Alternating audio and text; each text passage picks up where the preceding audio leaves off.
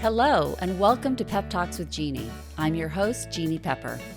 I started doing PeppTalks as a way to inspire you to do intentional acts of kindness and to further the goals of #BlazeItForward. Over the past 6 years, PeppTalks evolved.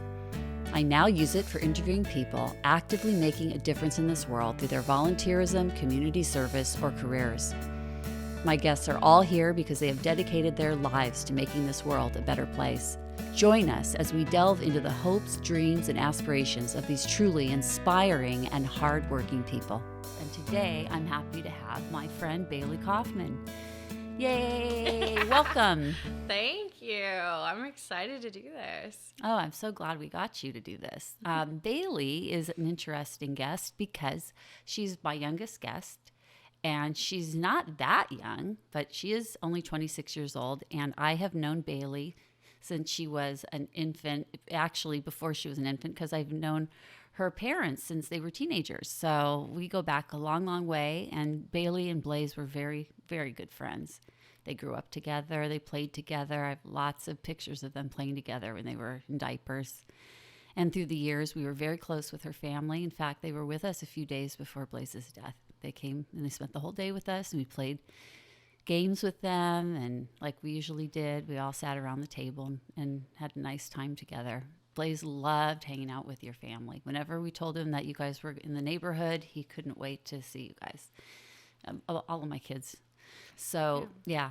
Very, very fortunate to have close friends who become family and, being able to, I only have one sibling, so being able to be raised so close to a group of amazing kiddos, it made game night always very raucous, and I never won, but between my brother and Blaze, I never won. I never did either. It was always a fun time. It was always fun. A loud, raucous room full of laughter and shouting at each other over games. Yeah, between Blaze and Max, if one of them wasn't winning, they would refuse to play. And Jay sneaking in a win. Yeah. And then Jay would come up from behind, and all of a sudden it was over. Yeah.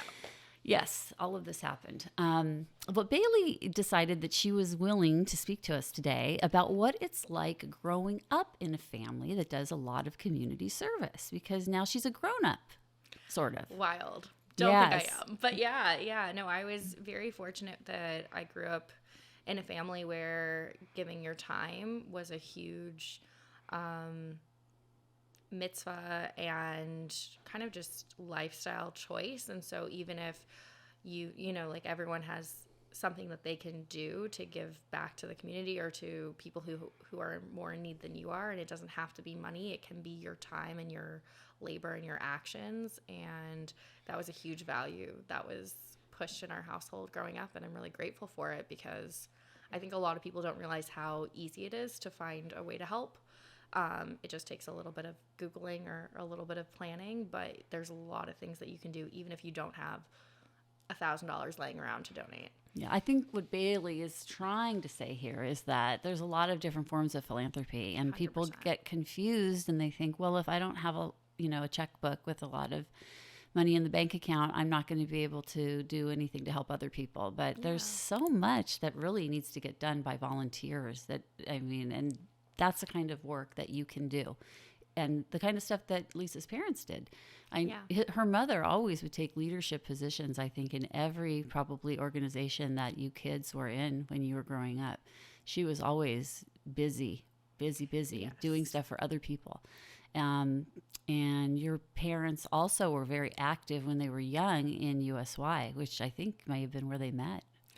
Yeah, so they did meet at USY on a wheels trip. So they were on a bus going around, I think the southwest of the country. I don't know. Yeah, this is a Jewish youth group that we're talking about. Yeah, so they met there, and they had their first kiss in Yosemite, and it's all adorable and whatever. But a big part of that Jewish youth group is social action, Tikkun Olam, and that was kind of their favorite part of it, and one of the things that I loved when I was in high school and was part of it.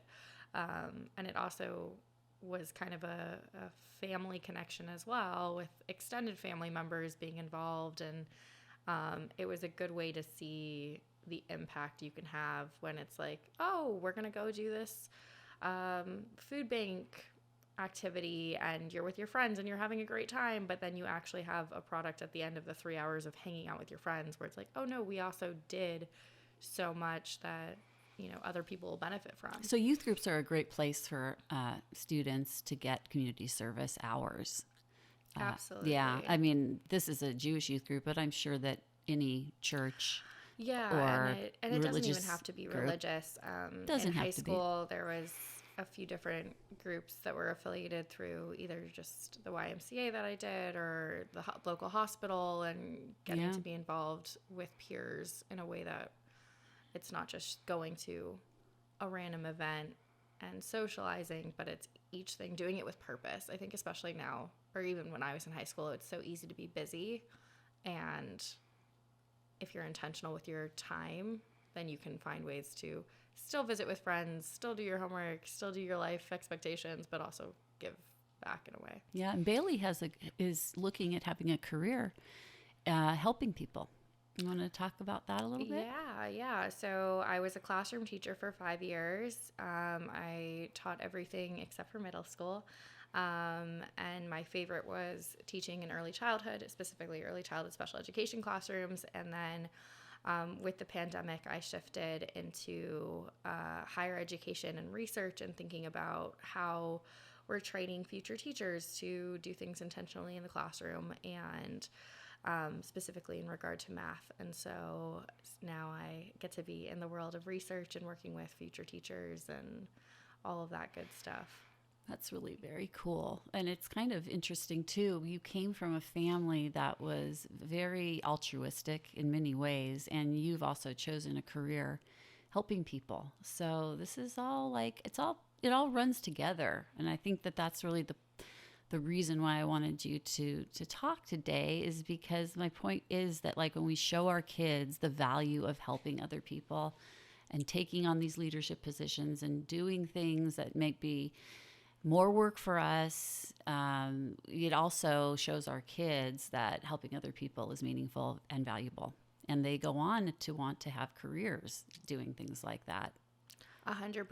And I think it is a value that when you're a kid, you don't necessarily have the autonomy to make your own plans, get your own transportation, get to things. And so I think if my parents hadn't done such a good job of showing me how accessible a lot of these activities are, I don't know if I would have known how to look for them or how to engage as an adult.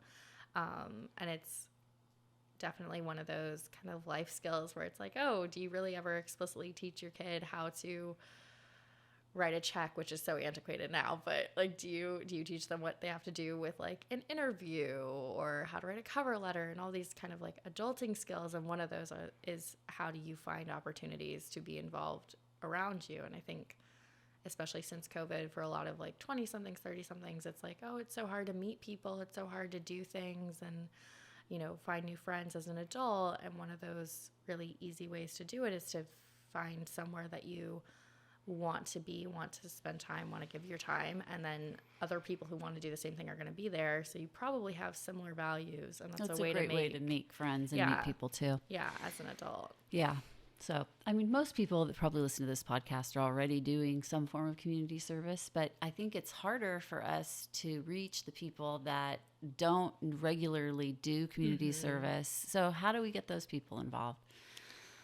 That's a great question. I think social media could be really helpful as far as having things be more, as people are scrolling, they see opportunities. And I don't know if I think there's a trend of organizations starting to have a social media presence, but some of the easy ones are because I know that every city has a food bank. That's an easy way when I'm traveling to look up and see where things are. So if I'm in a new city, just a couple weeks ago, I was in Baltimore and I was I want to do something. So I looked up a food bank and they had slots that you could register for, but they didn't have an Instagram page. So they didn't post any of this anywhere, which made it a little bit more difficult. But I knew to just Google it, Google city and then the food bank. That's interesting. But someone who's never done that isn't going to know. And so I think finding ways to get people who are in high school, college, early 20s now, I think social media could be a big tool for different organizations. Yeah, most likely. I mean, we use social media for the hashtag Blaze It Forward. Yeah. But we haven't offered very many community service opportunities. We do a few things. I think we're going to be doing something this year, though. I think on June 2nd, we're going to have a community service day here in Orange County, and there will be more information to come about that. Maybe you'll be in town then. Bailey does not live in California. Tell us about your journeys and your adventures. Where have you been living these last several years since you graduated from high school? So I've been very fortunate to be moving around constantly. So I grew up in LA, finished high school here in LA, and then went to Northern California for college for 2 years, and then I graduated, and then I went to Texas for my master's and stayed there for a year, and then came back to LA for all of 10 months, then moved across the country to New York, where I was for 4 years, and then I was very fortunate to have the support and the means to leave an abusive relationship and escape domestic violence, and since then I've been able to kind of reclaim what I want to be doing with my career and with friends and family, and getting to travel around. So I've been traveling nonstop and seeing different cities in the country. Now, Bailey, you're talking about the fact that you are recently divorced, and you're young. You're 26. Do you want to elaborate it at all or talk about that? Yeah. So there's a lot of, I think, pressure when you get married to stay in a marriage and to make it work, and even if it's not always the best thing for you. And I'm very fortunate that I was able to have support to see that it would be a much better and safer choice for me to leave that marriage and be divorced. And I'm very excited that I'm able to say I was supported in doing that, because it's really, really hard when you don't have support from loved ones to be able to leave those situations. Yeah, and your mother was very supportive. She really helped you a lot to get out of that situation. I'm very fortunate. Both my parents were very, very supportive. They've always been my champions, and so they're very supportive of me doing new things and exploring and starting to figure out what that looks like as far as getting involved with philanthropies that target domestic violence and supporting women and children leaving those situations, as well as speakers bureaus to talk about intimate partner violence in teenage relationships and in adult relationships. And so starting to figure out what that looks like, which I don't know if I would have had the knowledge that there are resources out there and that you can get involved if I hadn't seen some of that growing up. And when I was in college, I was vice president of philanthropy, and so we worked with a women's shelter up in Sonoma County. And so knowing that there's opportunities out there to hopefully make something of this that will impact other people has been a huge comfort. Yeah, what I found interesting about your story, Bailey, was that you got married young, but you were not that young. You were like probably 25, right? Just shy of 25. Just shy of 25. So she was almost 25, 24. But what's interesting is that she had been dating this young man since she was a young teenager. So this was going on for a very long time that you had been abused, and you still married him even though this had been going on. So how many parents out there don't know if they're what they're sending their young child, what kind of a marriage they're sending their kid into? I mean, if you can't trust that your daughter's boyfriend that she went to middle school with is going to be a good mate for her 10 years later, it kind of opened my eyes that, wow, we really don't, kids don't necessarily tell you. And you're very articulate and you're an extrovert. It surprised me that you never spoke of it to anybody. Yeah, and that's what's so insidious about domestic violence, especially when it starts with intimate partners when you're a teenager, when your brain isn't developed. And it's this cycle of abuse that you get so brainwashed into that you don't see it as anything other than, oh, this is what it's supposed to be. And yet your own parents are so gentle. They probably never raised a finger to you. No. And you thought, right? No. Oh, they beat you every day too? No. Okay. They're so, no, that's so funny. No, they're the most mild-mannered people. That's hysterical. It's truly that cycle of abuse and the brainwashing and not knowing that this isn't healthy because it's the only kind of model you have for yourself of what you're used to. After you told me your story, and this isn't obviously the first time I've heard it, I thought, geez, we should all be asking our daughters, has your boyfriend or whoever you're dating, have they ever, done anything inappropriate like that? And the answer too is when you're in it, you don't see it, or if you see it, you excuse it. And so, or you forget about it, or you forget about it because they make up with you. Yeah, and there's also lying to protect a narcissistic partner, and because that's what's expected, and it's all part of that abuse. And so, it's really difficult for young people who don't know what healthy love should look like. And how would you know? You were dating the same person your entire life. Yeah.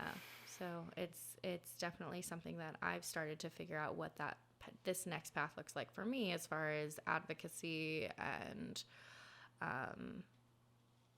even a little bit of the policy. And that's, we don't have super supportive laws in place because of how divorce works, depending on what state you're in.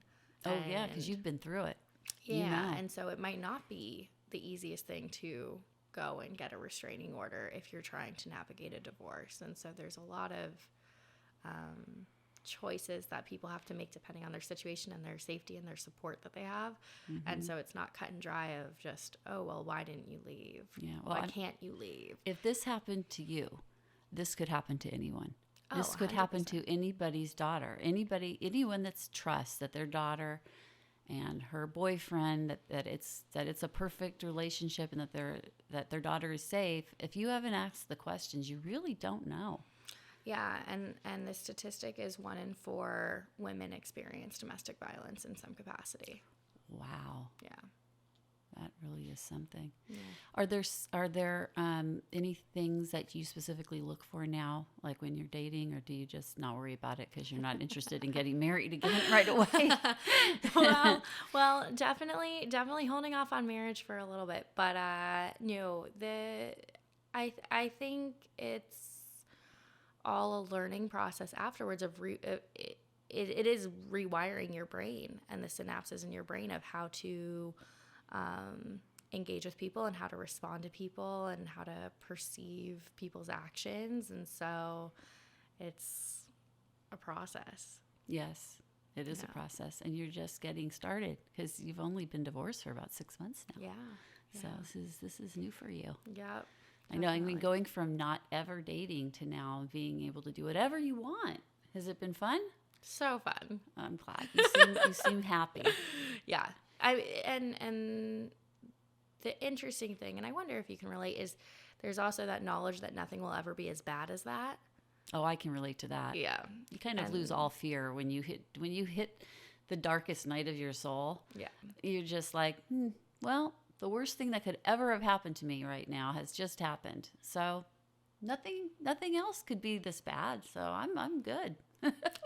I survived this. Yeah. Bring it. Yeah, pretty much. That's kind of where I'm at. So which is honestly a good feeling. It kind of is. It's very freeing. That was one thing I noticed, that when I finally just didn't care anymore, like when I just said, I'm done worrying about stuff happening. I'm just going to do whatever I want. Well, within reason. But I'm going to do within reason. Within some reason.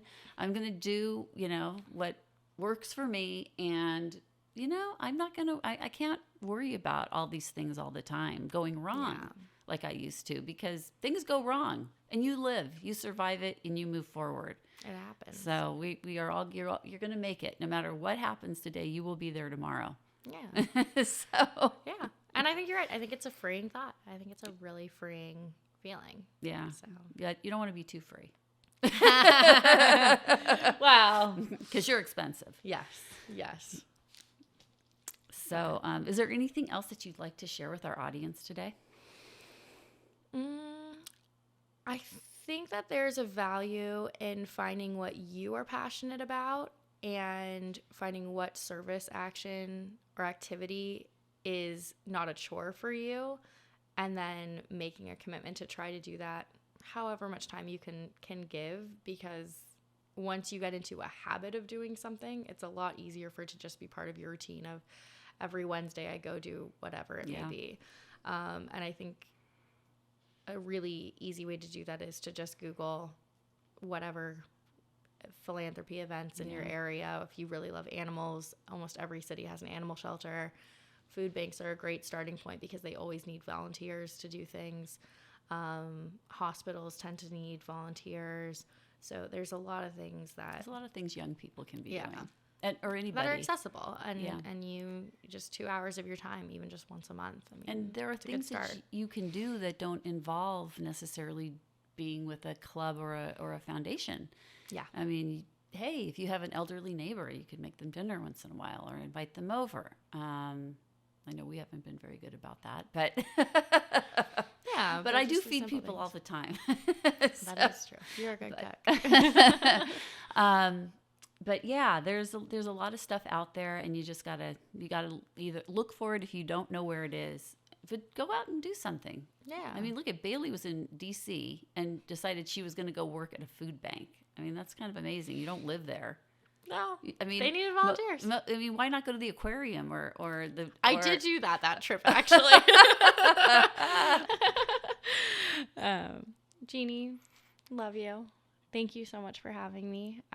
We've talked for a little bit about doing this, and I personally love hearing when all the conversations you have with people, and have found it super enlightening and interesting just to get different perspectives in life as we make choices and make moves. And I'm just always happy to see you, but especially doing this. And I also would like to say, there's, as we said, 1 in 4 people are facing domestic violence situations, and there's a lot of resources out there.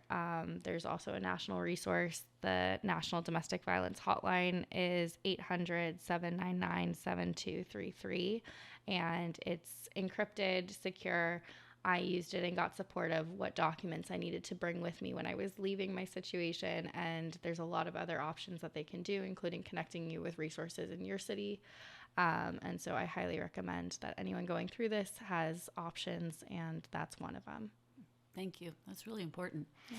Well, that's been another episode of Pep Talks with Jeanne. And once again, I would like to thank my beautiful friend, Bailey Kaufman, for joining us today. I love having her with me.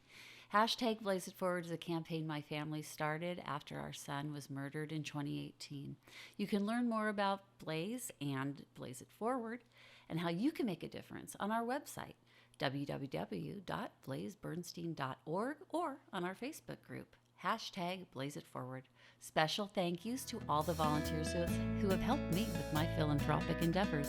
Today, that is a thank you to my volunteer camera operator, audio technician, and producer, Eli Moskowitz. And his team today. Bailey helped us a little bit. And we also had Robert Violets. And a special shout out to my son, Gideon Bernstein, who created the original theme song for this podcast. Thank you all again for joining me. I'm Jeanne Pepper, and this has been another episode of Pep Talks with Jeanne.